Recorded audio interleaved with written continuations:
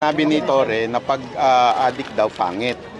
Naniniwala po ako dito kasi kayo po, ang ganda nyo po. So, ibig sabihin, hindi kayo pangit. Hindi po kayo addict. Okay. Pero sa Malacanang, maraming pangit. Naniniwala po ba kayo na pag-addict ay pumapangit talaga? Okay lang, ma'am. Sandali lang. Unang-una, bago yung kakatawanan ha, unang-una, napakahalaga kasi ng drug test. Kasi tinatanong natin yung kapasidad ng ating mga leaders na mag-isip at magdesisyon. Kapag nagdodroga ka, altered yung state of mind mo eh. So paano natin napapanigurado na sakto yung mga desisyon or ikaw pa ba yung gumagawa ng mga desisyon?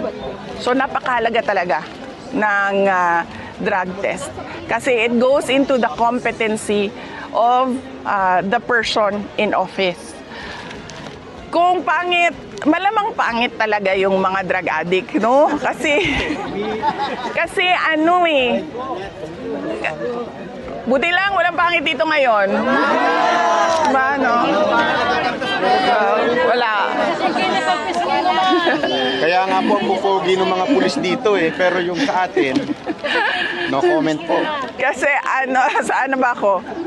Malamang papangit ka talaga pag addict ka kasi 'di ba yon, hindi ka kumakain ng maayos, hindi ka natutulog ng maayos. At wala nang laman yung utak at tiyan mo niyan eh. Kasi 'di ba na lang 'yan, para kang zombie, para kang tulala lagi pag nagdodroga ka. So, oo, kasi nangingiwi ka na kasi nga wala nang vitamins and nutrients yung katawan mo. Kaya totoo yan talaga. Papangit talaga yung mga addict, pangit talaga sila.